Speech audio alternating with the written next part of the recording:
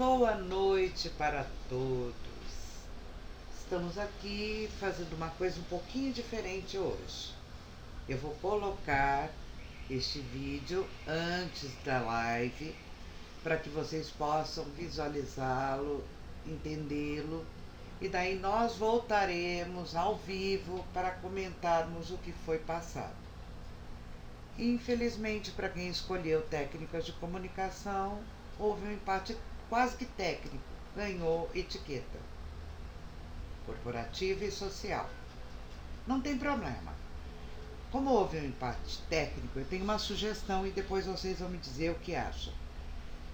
Como o assunto dos dois é muito extenso, nós fazemos o seguinte: eu começo primeiro com a etiqueta que ganhou. Daqui 15 dias eu falo de técnicas de comunicação. Depois, nos outros 15 dias, eu volto para a etiqueta até a gente matar esses dois assuntos, que são importantes e se agrupam para tornar-nos uns profissionais de qualidade. Tá? Então é isso, gente. Mais uma vez, boa noite para todos e para todos que estão aqui me ouvindo e me acompanhando em todas as lives. Um carinho muito especial e um agradecimento sincero, tá? Eu digo que eu faço por amor, e sim, por amor, e com amor, com certeza. Os dois, por amor e com amor, acabam convergindo para um lugar só: o prazer de fazer o que eu estou fazendo aqui. Então, vamos começar?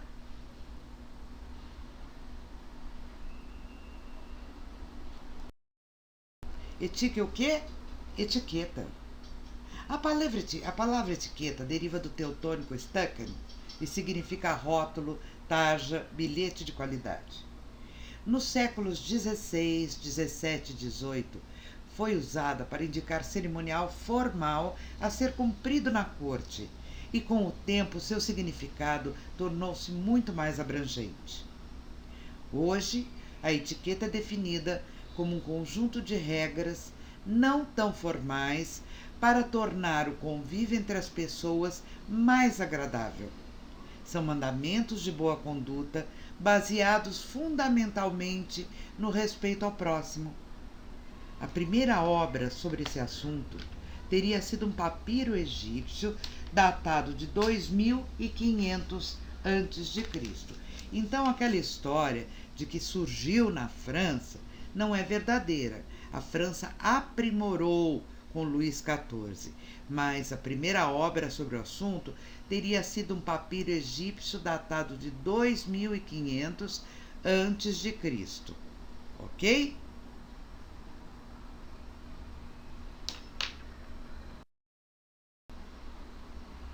Desde a era dos faraós egípcios até o Império Romano, os poderosos exigiam regras de tratamento que os diferenciassem dos escravos e dos pobres. Uma parte, não mudou nada. Isso continua até hoje.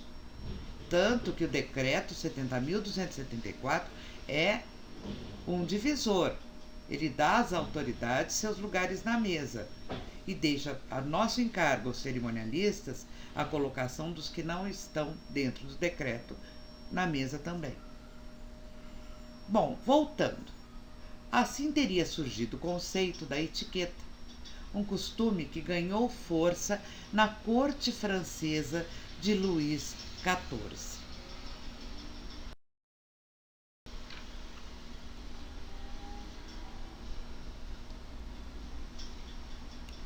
Vimos ainda que Hammurabi deixou inúmeras regras de conduta de cerimonial no seu código, mas vimos também que ele deixou regras de etiqueta, assim como Dario, que prezava a etiqueta acima de tudo. E Salomão, então?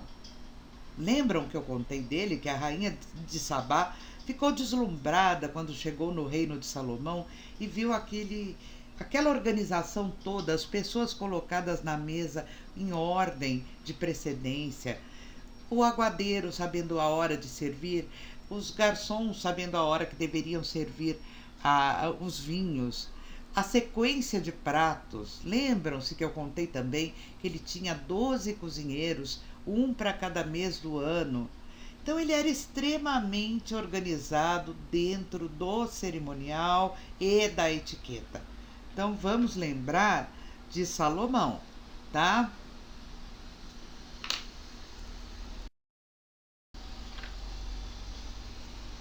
Durante a Idade Moderna, a Igreja perdeu muito com as reformas protestantes de Lutero, de Calvin, assim como também com a queda das estruturas feudais que não acompanhavam o dinamismo da economia burguesa. E a união da mesma burguesia emergente com o poder real fez com que surgisse o Estado absolutista, resultando na centralização do poder fiscal e militar nas mãos de um soberano. Essa centralização originou um novo espaço social que era dependente do rei, a corte, onde acontece uma ruptura com a forma de se viver na sociedade medieval, passando a valer então novos comportamentos e novas relações interpessoais.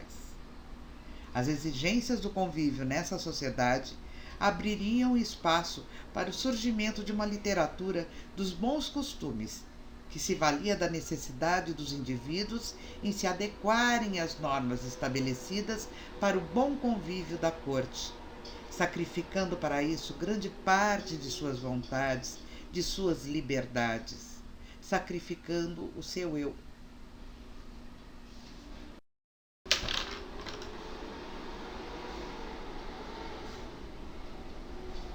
O marco inicial desse mercado editorial seria a publicação em 1530 do livro chamado De Civilitate Morum Puerilum, da Educação em Crianças, em tradução livre, de Erasmo de Roterdã, que era dedicado a um menino nobre e falava do decoro corporal, contemplando desde a postura e gestos até a vestimenta, numa linguagem didática e expositiva, abordando situações cotidianas, como, por exemplo, demonstra pouca elegância retirar-se da boca a comida mastigada e recolocá-la no prato. Se não consegue engolir o alimento, vire-se discretamente e cuspa-o em algum lugar. Ou ainda, se quando o indivíduo se assoa com 2 dedos, alguma coisa cai no chão, ele deve pisá-la imediatamente com o pé. O mesmo se aplica ao escarro. Embora pareçam para nós hoje absurdos, né, comportamentos distantes daquilo que nós achamos elegante, são exóticos, bárbaros, esses exemplos retratam somente aquilo que era observado na nobreza real daquela época. Então, nada de se espantar.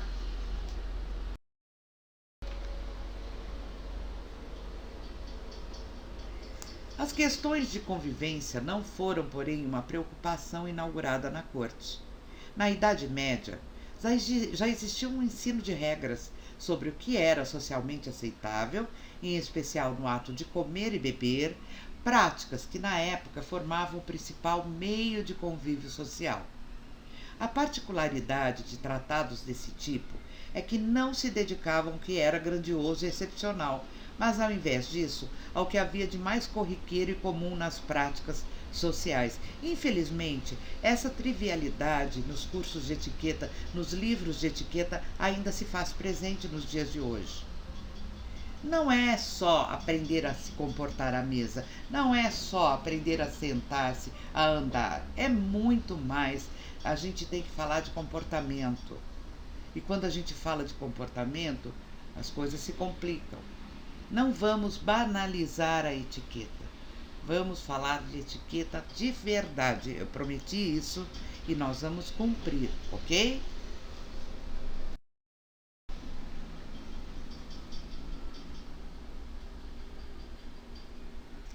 A etiqueta ou a falta dela na Idade Média. Vamos lembrar que não existiam banheiros, nem dentifrícios ou escovas de dente, nem perfumes, nem desodorantes, muito menos papel higiênico. As excrescências humanas eram despejadas pela janela, não sendo diferente entre a plebe e a nobreza. A diferença era só uma: a plebe jogava pela janela do casebre, enquanto que a nobreza jogava pela janela do seu castelo. Era só o que diferia a plebe da nobreza.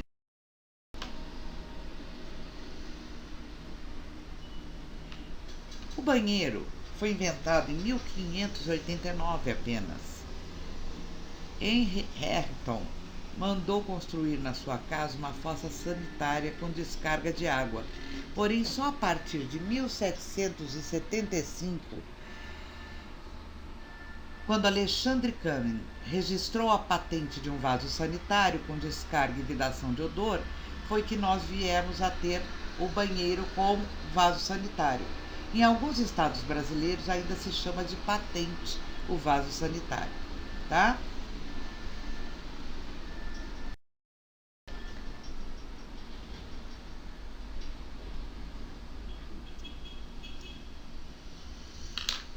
Em dia de festa, a cozinha do Palácio de Versalhes conseguia preparar banquetes para 1.500 pessoas, sem a mínima higiene. As pessoas chiques se abanavam. Sabe por quê? Não era por causa do calor, gente. Sim por conta do mau cheiro que exalavam por debaixo das saias, que propositalmente eram feitas para conter o odor das partes íntimas, já que não havia higiene na época. Não havia o costume de se tomar banho devido ao frio e à quase inexistência da água canalizada. O mau cheiro era dissipado pelo abanador. Os nobres tinham empregados que os abanavam, mas o pobre não tinha.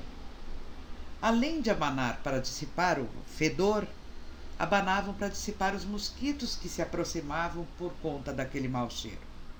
Em Versalhes, que a gente sabe que tem jardins maravilhosos, são esplendorosos até hoje, na verdade, na época, jardins tinham uma outra utilidade, que era servirem como banheiro, como sanitários. Era ali que as pessoas faziam as suas necessidades fisiológicas.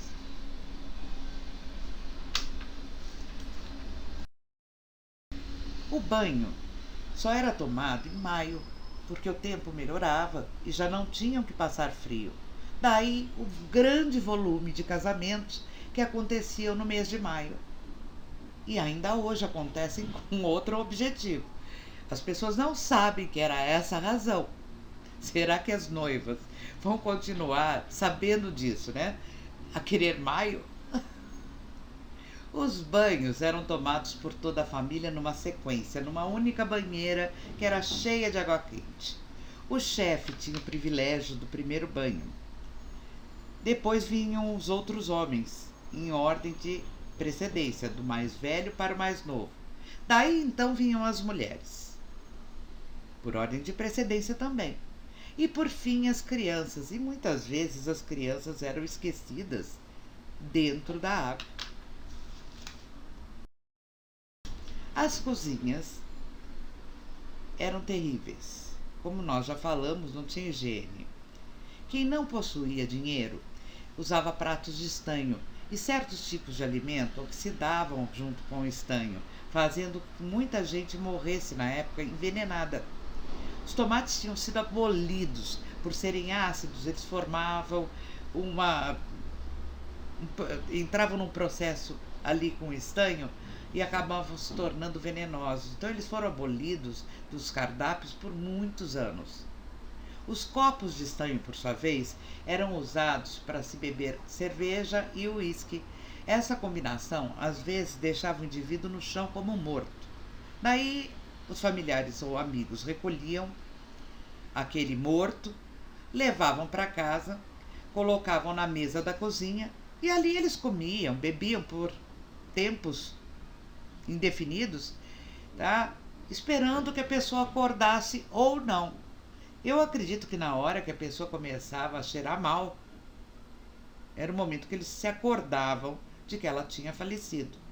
Foi daí que surgiram os velórios e a vigília junto aos caixões dos mortos.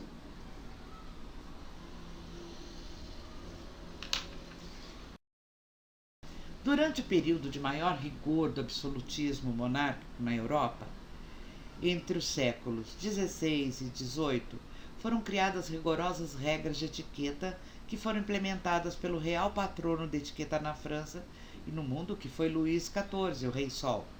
Ele construiu a casa mais fabulosa que a gente conhece, o Palácio de Versalhes, que não tinha banheiro, tá? Movido pela sua vaidade exagerada, queria que a Europa toda se curvasse perante a França como o reino mais elegante da época. Segundo Pinker,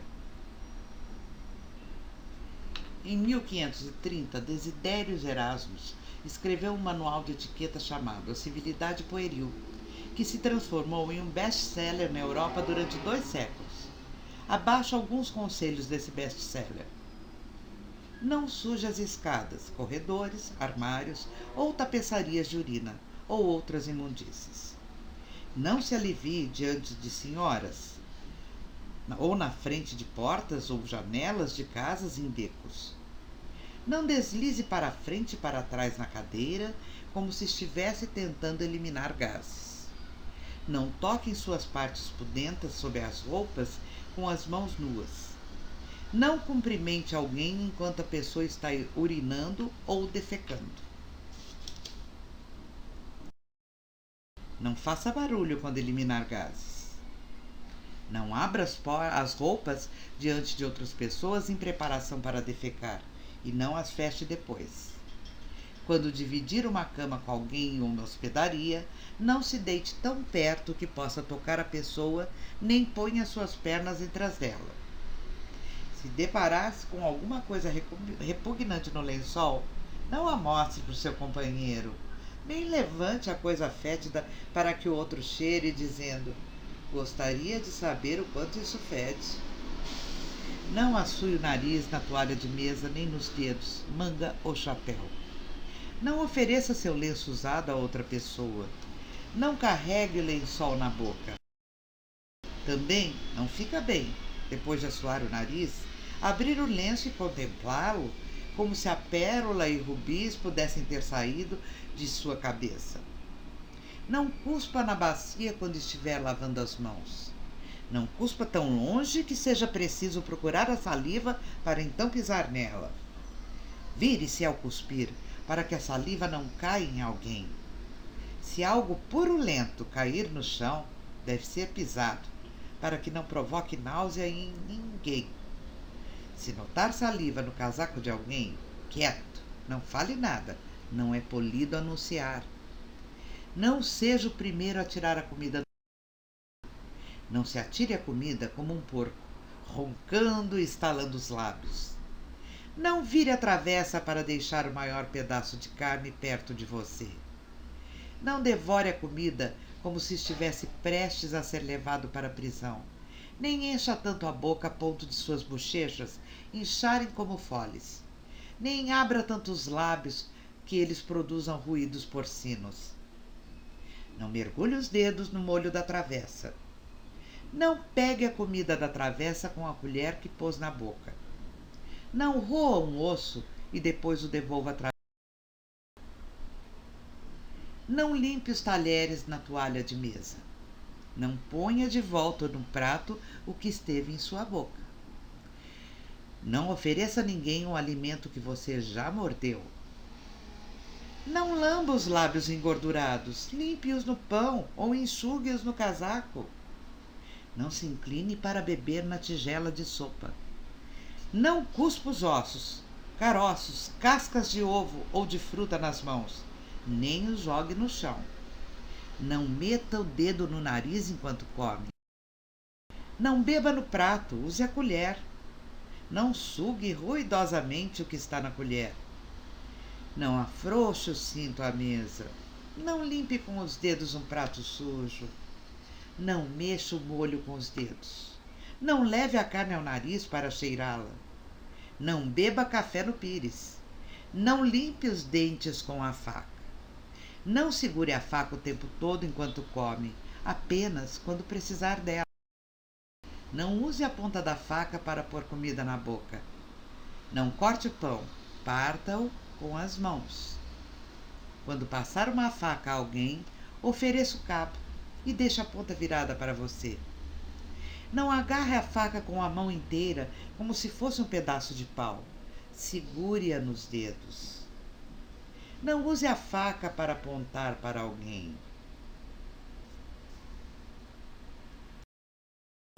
Naquela época, segundo Pinker, os manuais de conduta exortavam as pessoas a não serem grosseiras, a respeitar a sensibilidade dos outros, sem qualquer preocupação com a higiene ou saúde, pois os conhecimentos sobre micróbios só apareceram no século XIX. Contudo, o nojo, de certa forma, foi responsável para que houvesse uma defesa, ainda que inconsciente, contra a contaminação. Na Europa medieval, também não havia muita descrição quanto à atividade sexual. As pessoas não se constrangiam nem um pouco em ficar nuas em público. E também não se constrangiam no ato do coito. Mantinham apenas uma privacidade superficial. As prostitutas ofertavam seus serviços livremente. Os homens, então, por sua vez, conversavam com os filhos sobre seus feitos sexuais à mesa ou em qualquer lugar numa boa. A Inglaterra, que era um país pequeno e não tinha espaço para enterrar seus mortos, reutilizava os caixões e os túmulos também. Então eles retiravam os ossos e reutilizavam. Algumas vezes, quando eles iam abrir esses caixões para reutilizá-los, percebiam arranhões nas tampas, o que significava que a pessoa tinha sido enterrada viva, o que era comum na época. Daí eles passaram a pendurar uma cordinha no pulso do defunto, passando-a por um buraco feito no caixão do lado de fora, deixando-a presa a um sino. Caso o indivíduo acordasse, era só puxar a cordinha e o sino então tocava. Daí veio a expressão salvo pelo gongo. Comportamento à mesa no século XVII. Algumas regras.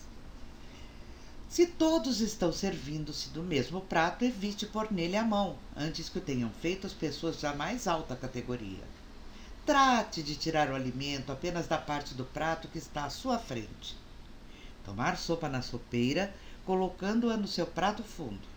Se a sopa estiver quente demais, é indelicado soprar cada colherada. Espere que ela esfrie. Mas, se você tiver a infelicidade de queimar a boca, suporte pacientemente, sem demonstrar. Mas, porém, se a queimadura for muito grave e insuportável, antes que qualquer outro note, pegue no seu prato imediatamente com uma mão e leve-o à boca, enquanto cobre a boca com a outra mão. Devolva o prato que tem na boca e, rapidamente, passe ao lacaio que está atrás da sua cadeira.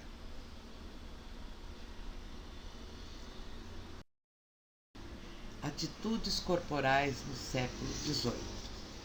Faz parte do decoro e do pudor cobrir todas as partes do corpo, com exceção da cabeça e das mãos.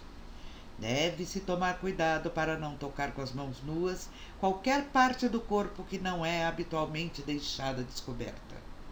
Se for obrigado a assim proceder, isso deve ser feito com grande cautela. Precisa se acostumar ao sofrimento e ao desconforto, sem se contorcer, esfregar-se e coçar-se. Imaginem, gente, naquela época, aquelas roupas pesadas, piolhos que eram um absurdo, tá? Doenças de pele, pulgas. E as pessoas não podiam se coçar. Quando precisar urinar, deve sempre retirar-se para um local não frequentado. E é correto cumprir outras funções naturais também em locais onde não possam ser vistas.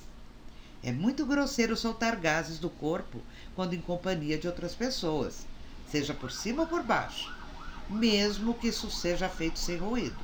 É vergonhoso e indecente assim proceder, de maneira que possa ser escutado por outras pessoas. Século XXI, devorar um assado com as mãos, lamber os dedos e limpá-los na camisa, nós vamos ver como atitudes de bárbaros. São atos impensáveis. Mas, do século XVII, uma época em que ter bons modos à mesa começou a denotar civilidade que as pessoas não tinham até então nenhuma classe, nenhuma postura, isso era normal. Mais de 300 anos depois, a etiqueta permanece sendo revisada. Antes, por exemplo, os anfitriões só sentavam nas pontas da mesa. Hoje eles podem sentar nas pontas ou no meio das mesas. Depende de como você configurou as suas mesas, a colocação das pessoas à mesa. Origem dos talheres. Os primórdios das civilizações humanas foram marcados pela falta de hábitos de higiene. Até o século XI, todas as pessoas comiam os alimentos com as mãos. Mas foi justamente nesse século que Domênico Salvo, membro da corte de Veneza, casou-se com a princesa Teodora de Bizâncio, que era uma moura. Quando o casal foi viver junto, a princesa trouxe em seu enxoval um objeto pontudo com 2 dentes, que era trazido por sua criada quando ela estava à mesa e ela usava para espetar os alimentos. Acredita-se que este tenha sido um dos primeiros garfos conhecidos no mundo. Aqui, alguns talheres conhecidos na época e usados na época. Percebam que eles têm brasões. Era hábito, e ainda é, nas famílias nobres, gravar-se os brasões nos talheres.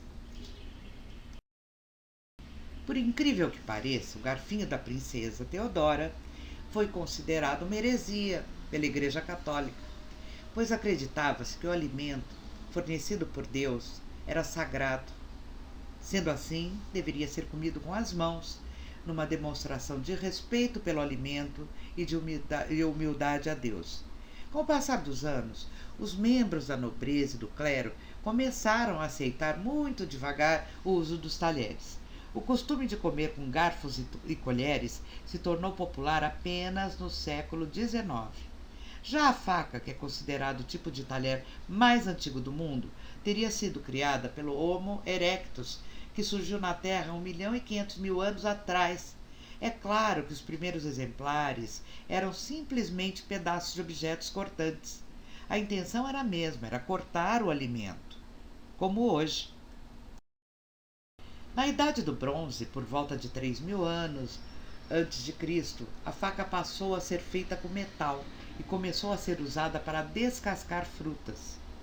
A primeira vez que determinaram que os homens deveriam comer com talheres aconteceu em 1630, quando o cardeal francês Richelieu afirmou que cada homem tinha que ter um talher para ser usado à mesa. Registros históricos mostram também que as primeiras colheres do mundo eram de uso coletivo e se pareciam com pequenas conchas. O garfo. Aqui alguns exemplos. Vocês vão perceber que nós usamos esses garfos hoje para espetar carne, para pegar a carne. Na verdade, eu devo ter uns 4, 5 em casa, tá? As menções a este prático utensílio gastronômico são mais antigas do que se possa talvez pensar. Na Bíblia judaica ou no Talmud, referia-se a um objeto semelhante ao garfo já no ano 600 a.C. Apesar disso, acredita-se que a sua verdadeira origem terá ocorrido nas civilizações gregas e romanas. Nessa altura, o garfo tinha apenas 2 dentes e era utilizado sobretudo para servir os alimentos, não para se comer de forma individual, pois os alimentos, depois de cortados, eram comidos com as mãos. Em meados do século XI, o garfo chegou à Europa, como nós já contamos, através da Teodora, filha do imperador Constantino VIII de Constantinopla, que trouxe um exemplar em ouro com 2 dentes que usava para espetar a comida. Naquela época, esse exemplar foi muito contestado pela igreja, pois parecia a forquilha que era utilizada pelo demônio nas representações clássicas do catolicismo. A Igreja defendia ainda a teoria de que os alimentos, sendo dádiva divina, como nós já dissemos, deveriam ser comidos com as mãos, de forma mais natural e humana. A posterior morte da princesa, que, vamos deixar claro, jamais abdicou do uso do talher, veio reforçar essas crenças alimentadas pelo clero, que tiveram o efeito de que durante longo tempo esse utensílio fosse proibido. Começou então lentamente a reaparecer e ser reintroduzido o garfo no século XV, popularizando-se na Itália. No século XVI, Catarina de Médici levou o garfo até a França, mas a aceitação foi muito difícil, pois os franceses não viam no garfo grande utilidade, chegando mesmo a afirmar que o metal deturpava o sabor dos alimentos. Será? Sendo inicialmente partilhado por várias pessoas, Henrique III da Inglaterra tornou-o mais popular, criando o garfo individual, dando assim a possibilidade muito mais higiênica de cada pessoa ter apenas o seu e usar apenas o seu.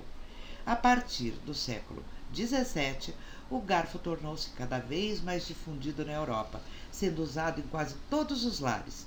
Tornou-se mesmo um símbolo de luxo, de posição, começando a ser apreciado pelos próprios padres. Neste século, a situação inverteu-se e era agora então considerado indecoroso comer-se com as mãos. Em finais do século XVII, surgiu o modelo com mais de um dente, tendo o atual aspecto de 4 dentes, sido criado no começo do século XIX. Essa última versão de 4 dentes foi amplamente impulsionada por Fernando de Bourbon, que detestava ver os longos fios de espaguete escorregando nos garfos de 3 dentes. Imaginem a cena. Terrível, né? Passados tantos séculos desde a sua criação, hoje em dia o garfo continua a ser o talher que mais se identifica com o processo alimentar, ao ponto de quando nós nos referimos a alguém que tem um bom apetite como alguém que é um bom garfo. Curiosidades. Na época que ainda se comia com a mão, ainda tinha um detalhe na etiqueta medieval. O número de dedos era um indicador da classe social. Os mais nobres usavam 3 dedos, enquanto a plebe, desculpa, essa saiu mal, né? Enquanto a plebe usava a mão completa para pegar o alimento. Ainda hoje a gente vê isso. A criança, ainda quando não foi educada, ela quando pega alguma coisa, ela pega com a mão toda. Aos poucos ela vai se educando e ela vai começando a pegar com alguns dedos. Já perceberam? Observem. Guardanapo. Sabe-se que foi Leonardo da Vinci o inventor do guardanapo. Existem controvérsias, depois a gente fala disso. Ele não suportou a sujeira que ficava nas toalhas após um banquete. Assim ele passou a distribuir aos convidados pequenos pedaços de pano iguais à toalha, para que limpassem então os dedos e a boca. Lenço anti-sujeira. A origem, como eu disse, é incerta. Acredita-se que foi criado por Leonardo da Vinci no século XV, época em que ele era serviçal de cozinha. A ideia era utilizá-lo no colo, como a gente faz até hoje. Use-o para limpar a boca entre uma garfada e a bebida, e quando se levantar, coloque-o de volta à mesa do lado esquerdo do prato. Cura canhoto. Os talheres ficam enfileirados, garfos à esquerda, facas à direita. Se há vários deles, é sinal de que a refeição terá muitas fases: entrada, prato principal, etc.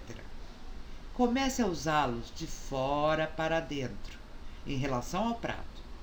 O costume surgiu como uma forma de obrigar todos a serem destros, já que até o século XIX o canhoto não era bem visto na sociedade. Ele era, como ainda hoje é chamado de sinistro.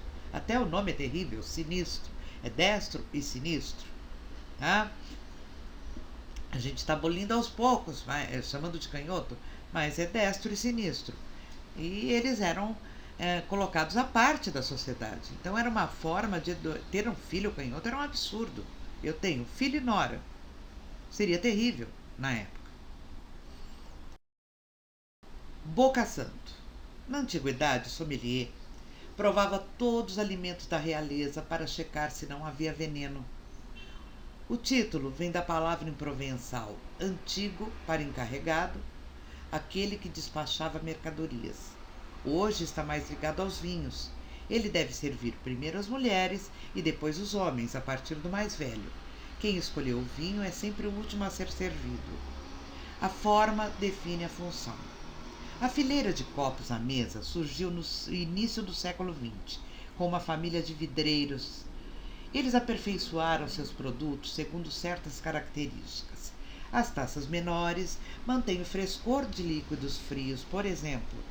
Nos copos de fundo curvo, dá para sentir melhor os aromas, já que a bebida cai com mais leveza e preenche a taça em circunferência. As taças de champanhe são compridas para que o champanhe tenha como borbulhar ali nas taças.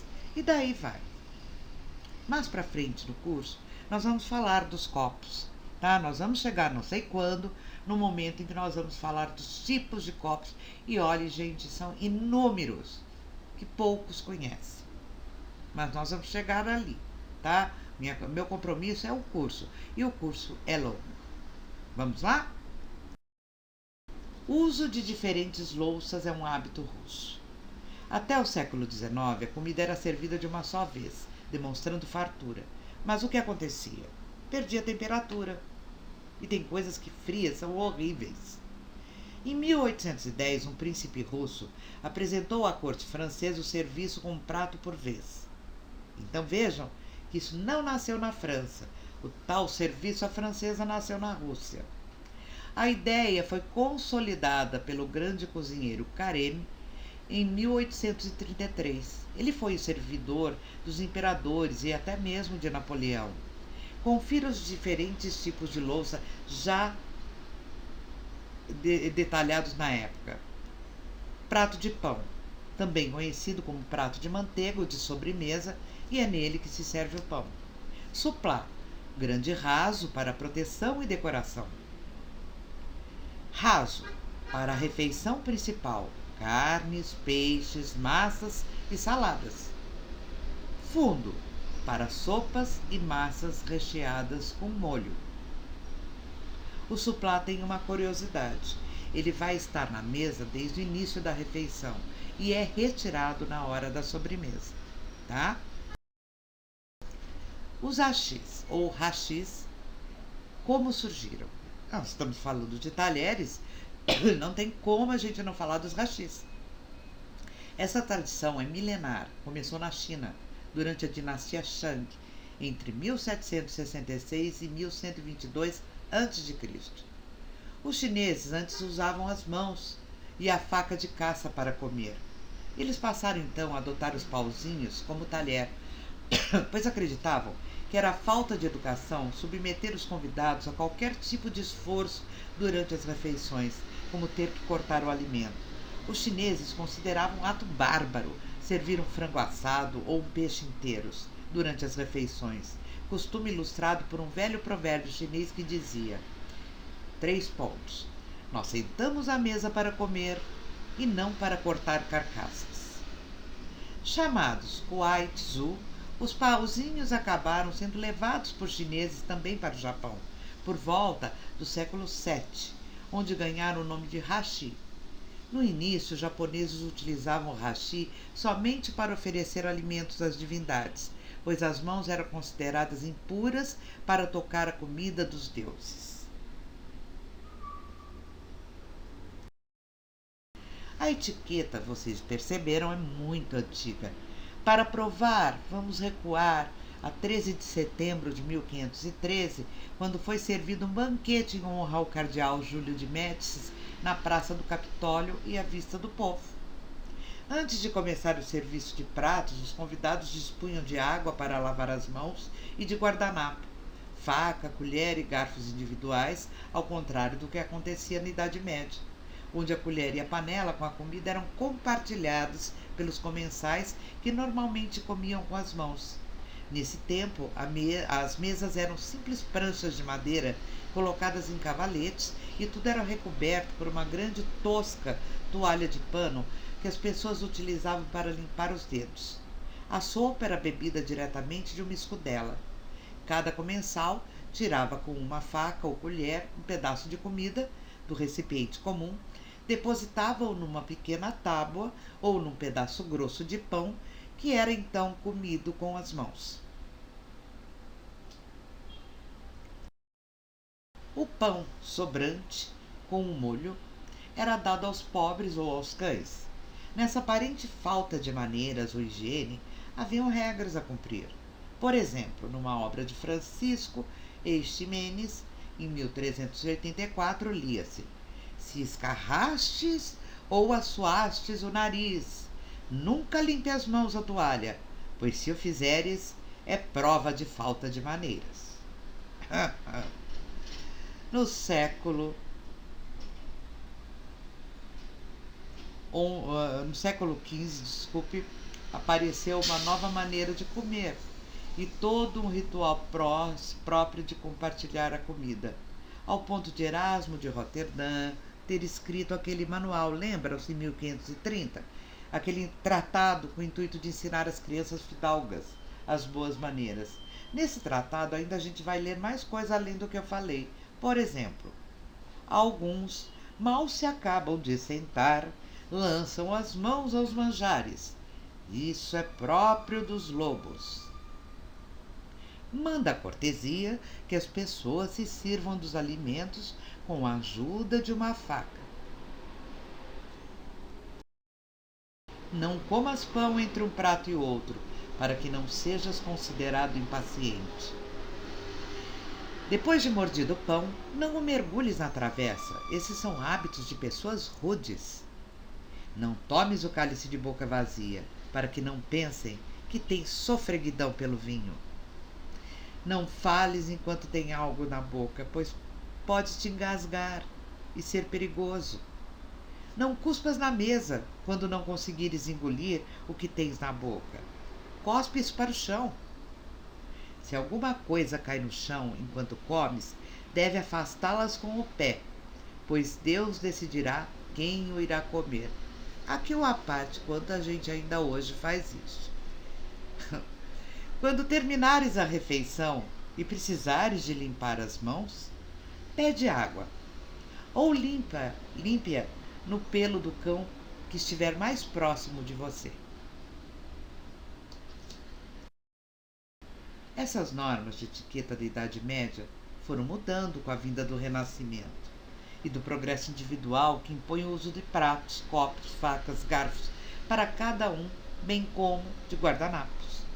Estes serviam para proteger as ricas toalhas da mesa, bem como o vestuário dos nobres. A etiqueta dizia que o guardanapo deveria ser colocado sobre o ombro esquerdo. Esqueçam isso. Permanece o que Da Vinci ensinou, no colo. Nos nossos dias, a etiqueta à mesa depende do serviço a ser usado, ou a inglesa, ou a francesa, ou a americana, depende. A etiqueta vai mudar. Deve comer sempre de boca fechada, sem ruído e sem nunca encher por completo. Nunca se parte o pão com a faca, e menos ainda com os dentes. O pão que vem para a mesa, ainda hoje, e isso veio de lá de antigamente, hoje está partido ou vem inteiro. Em qualquer um dos casos, parta um pedacinho do pão com os dedos em cima do prato respectivo, caso isso exista. Leve, então, a boca pedaço por pedaço. Os cotovelos jamais devem pousar sobre a mesa. Lembra do não, nunca, jamais? Claro que também não se deve ter uma postura de estátua, nem robótica. Coloquem a mão esquerda repousada sobre a mesa ao lado do prato e comam com a mão direita, no caso dos destros. Os canhotos, ao contrário. Ao aceitar ser servido de algo, nada deve dizer. No entanto, se não desejar ser servido, deve agradecer pela negativa. Não, muito obrigada. Não deve emitir opiniões sobre o que está a comer, especialmente pela negativa. Se não gosta, pode sempre deixar no prato. Nunca deve apanhar um talher ou um guardanapo que tenham caído ao chão. Não é obrigatório deixar restos no prato. Não se deve molhar o pão nos molhos, no café ou em qualquer líquido. Quando terminar de comer, nunca empurre o prato e muito menos deve entregá-lo ao empregado da mesa. Nunca encha demasiado seu prato. Pode sempre servir-se mais de uma vez. Depende do serviço, gente, tá? Caso tenha vontade de repetir. Nunca deve retirar a comida da travessa com o seu próprio talher. Sempre que pretender beber, limpe os lábios para não deixar a marca destes na borda do copo. Isso foi publicado por Joaquim Nogueira, tá? Num livro chamado Bom Apetite. Eu discordo de alguns desses conteúdos porque a etiqueta se atualizou, tá? Por exemplo, repetir prato, como eu disse ali em cima, depende do serviço. Tem serviços que a gente não repete prato algum, porque existe uma sequência gourmet, então não se repete. Mais para frente, nós vamos ver detalhadamente as formas de se colocar talheres, como usá-los e tudo mais. Mas vamos prosseguir. O assunto é longo, nós voltaremos a falar de comportamento à mesa, vamos falar de código visual, troca de cartões e uma série de outras coisas. Mas vamos caminhar segundo a sequência lógica, tá? Seguindo. A etiqueta moderna, adaptada ao século XXI, nada tem de parecida com a antiga etiqueta. Preserva algumas coisas, mas as regras rígidas de comportamento, elas já não existem. Hoje a palavra refere-se muito mais à qualidade do relacionamento entre as pessoas. Na prática, funciona como um código de comportamento globalizado. No entanto, essa facilidade de comunicação, sem precisar sair da sala, causou um efeito contrário na comunicação pessoal ao vivo. Quando precisam participar de reuniões, de um evento de negócios, de um casamento, de uma tertúlia, as pessoas literalmente perderam a prática de como se faz. A arte do convívio era dominada pelos nossos avós, justamente pelo fato de que, na falta de celular, de internet, eles conversavam e sabiam conversar, e liam e sabiam escrever, coisa que hoje, por incrível que pareça, pode não ser mais tão fácil para os jovens. Para isso serve a etiqueta moderna. Ela funciona como uma linguagem comum a todos os povos. É um conjunto de gestos e atitudes identificável mesmo entre pessoas de países e interesses diferentes que facilitam e permitem uma comunicação mais fácil, segura e eficiente. A etiqueta, ao contrário do que se imagina, não é um conjunto de normas rígidas e sem sentido. Ela facilita a vida, na medida que é sempre baseada em 3 princípios, que são o bom senso, a naturalidade e a afetividade. Qual a utilidade e a prática da etiqueta? Hoje ela é um diferencial para qualquer ambiente, social ou profissional. No social, porque alguém que cultive qualidades como cortesia, atenção e percepção torna-se muito mais atraente para se conviver. No plano profissional, não basta ser um craque em determinada área. Hoje nós temos que ser craques também na etiqueta. O que vai diferenciar 2 craques na mesma área será justamente a qualidade que um deles tem de transitar com elegância em qualquer ambiente, de se relacionar com as pessoas independente da hierarquia que ocupam, dominando os diferentes códigos culturais e atravessando fronteiras, chegando às pessoas. Em suma, podemos dizer que etiqueta é uma disciplina que se ocupa das técnicas para o bom transcurso dos eventos sociais e, como tal, caracteriza-se por ditar regras para eventos privados e solenidades. Por isso, a etiqueta se constitui instrumento das boas maneiras e também do cerimonial. De acordo com esses dois interrelacionamentos, se pode designá-la etiqueta social ou simplesmente etiqueta. Enquanto se interrelaciona as boas maneiras e protocolo, enquanto se interrelaciona com o cerimonial. A etiqueta busca estabelecer regras práticas para a viabilização dos eventos sociais. Um exemplo ilustrativo.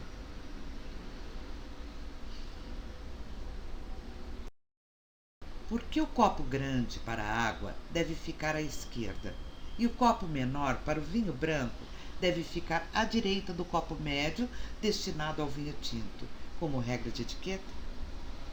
A razão está em que se bebe primeiro um ou outro tipo de vinho, acompanhando pratos servidos pela ordem do paladar do mais fraco ao mais forte, estética do gosto. E o primeiro vinho a ser tomado é derramado no copo à direita. Os copos são de tamanho decrescente, da esquerda para a direita, porque é mais prático que o garçom sirva pela direita da pessoa que está sentada à mesa e necessário que ele ponha e é necessário que ele possa alcançar cada copo sem tocar no anterior. Técnica, de onde a regra de etiqueta citada. Por esse mesmo motivo, não é contra a etiqueta uma disposição triangular dos copos, desde que prevaleça o princípio prático fundamental necessário para que sejam servidos e usados sem dificuldade.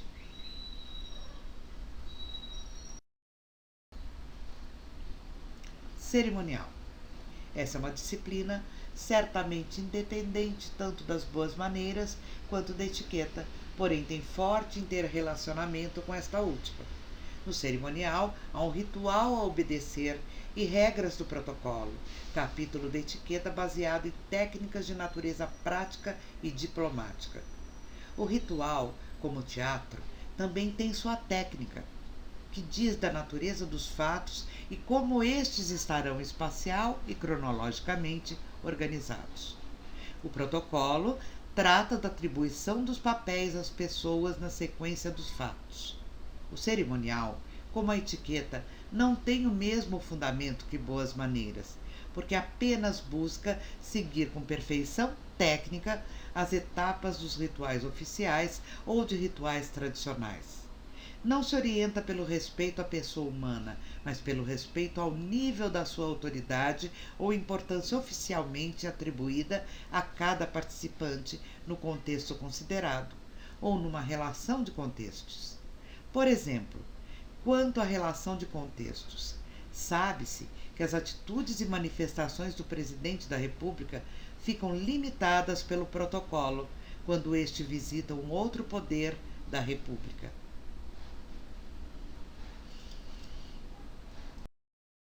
Comportamental, qualidade total no ser humano. Vivemos um período de plena transformação, isso é fato, e não é nenhuma novidade para nenhum de nós.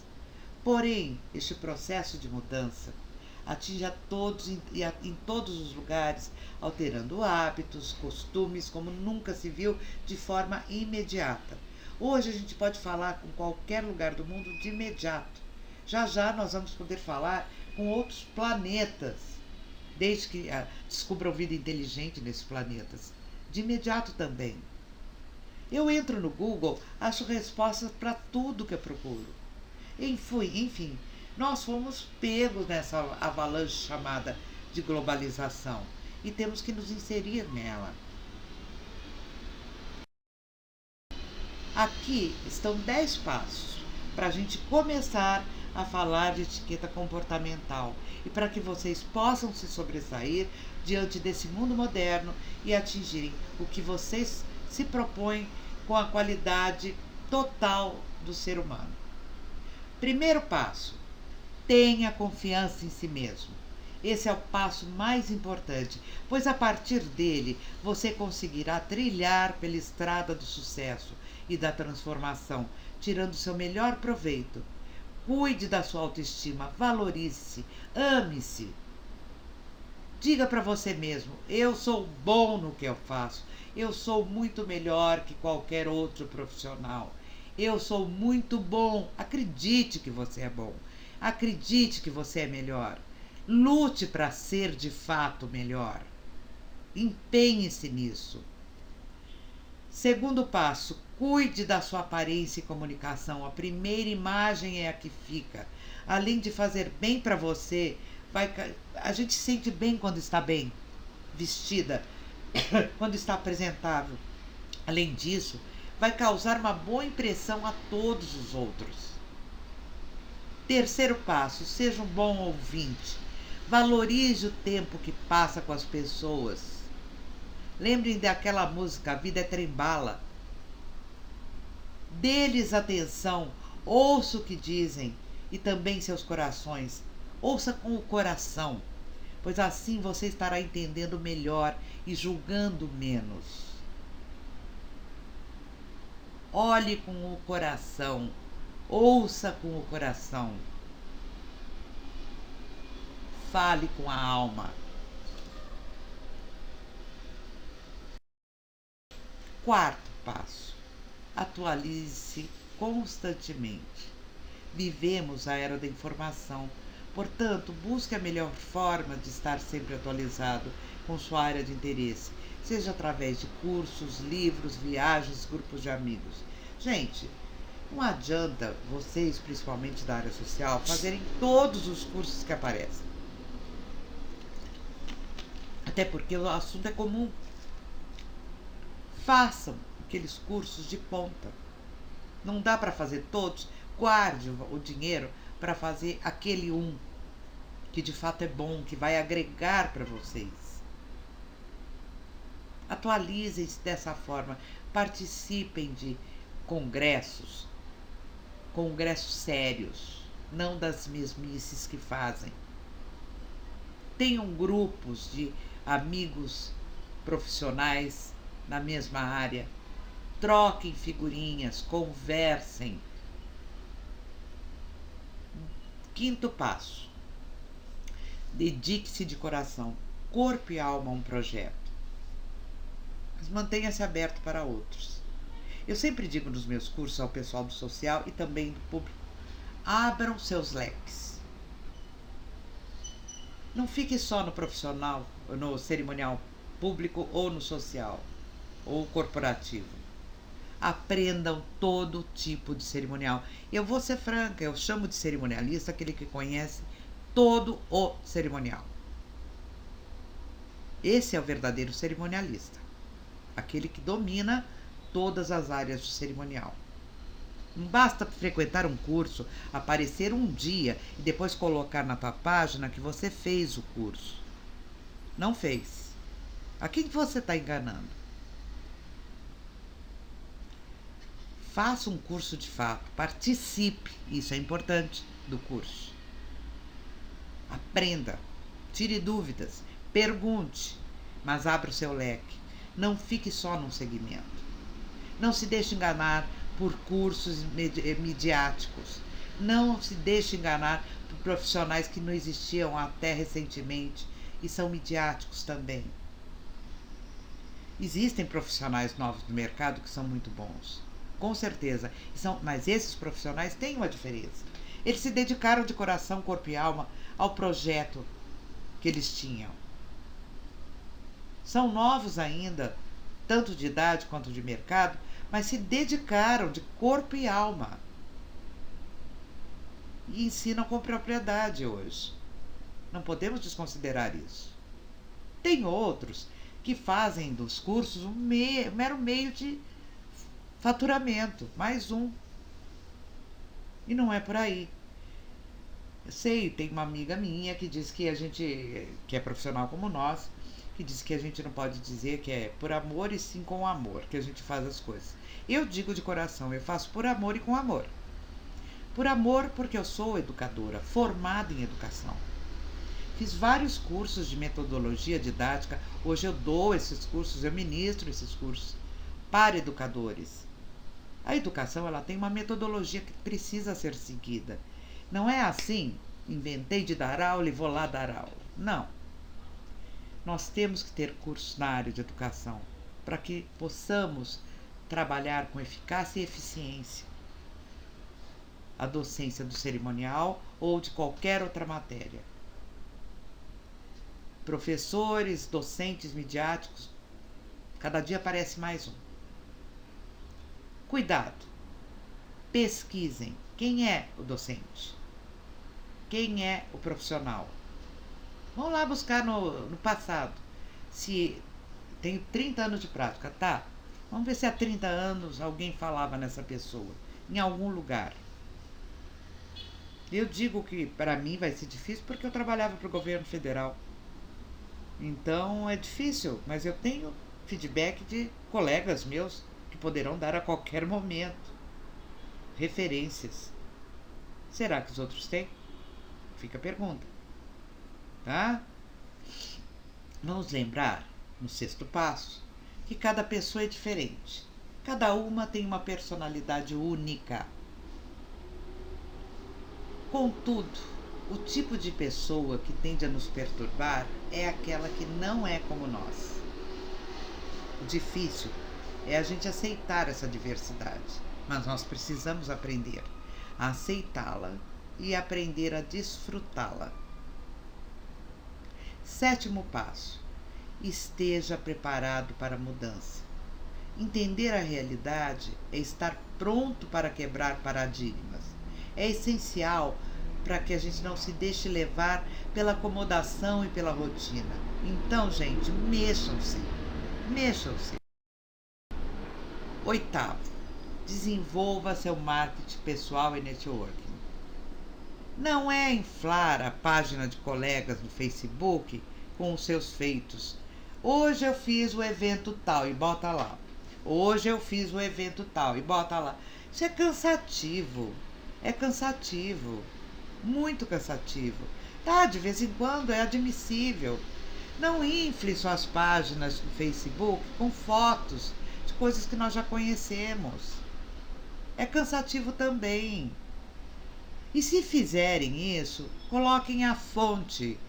De algum lugar você tirou aquela foto, se não é um trabalho seu. Então coloquem a fonte. Vamos começar a dar crédito ao dono da matéria, coisa que a gente se esquece. Vamos começar a agir com idoneidade, com responsabilidade. As pessoas bem-sucedidas sabem utilizar o marketing pessoal e o networking para alavancar o seu crescimento profissional e pessoal. Como está o seu marketing pessoal?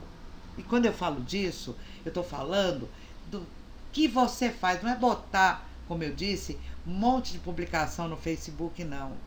É como você faz o seu marketing, como você consegue chegar nas pessoas, como você está alavancando o seu crescimento. Eu tenho visto muito marketing mal feito. Sei lá que faculdade essas pessoas fizeram. Ou se fizeram, ou se estão sendo assessoradas por algum marqueteiro fajuto. Existem bom marketing, existem no mercado bons tipos de marketing e excelentes tipos de marketing e péssimos marketings. Qual a campanha de marketing que você está fazendo para você? A boa, a excelente ou a ruim? Uma campanha de marketing ela tem que ser estruturada, gente.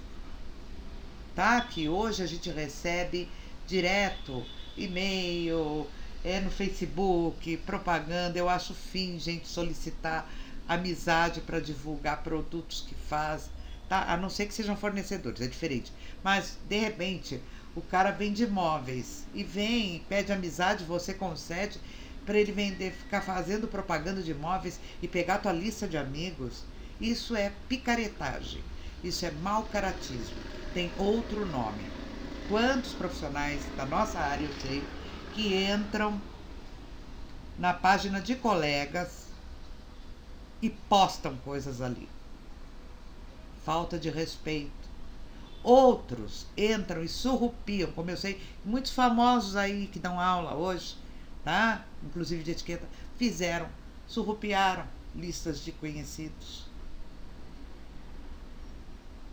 Isso é um mau marketing, é um desserviço para nós. Não se age assim. 9º passo: esteja feliz. Tenha prazer no que você faz e faça com prazer. Faça com amor, sim, e por amor ao que está fazendo. No 10º passo, eu abro para vocês. Esse espaço é de vocês. Pense em algo que realmente diferencia vocês dos demais, que o torne especial, que faz com que as pessoas lembrem-se de você, que o tornam memorável, que faz com que as pessoas gostem de ficar ao seu lado. Junte esta característica e habilidade aos outros passos já apresentados e atinja o sucesso. E dentro de 5, 10 minutos eu entro com a live ao vivo. É o tempo de preparar e daí nós vamos conversar. Um beijo.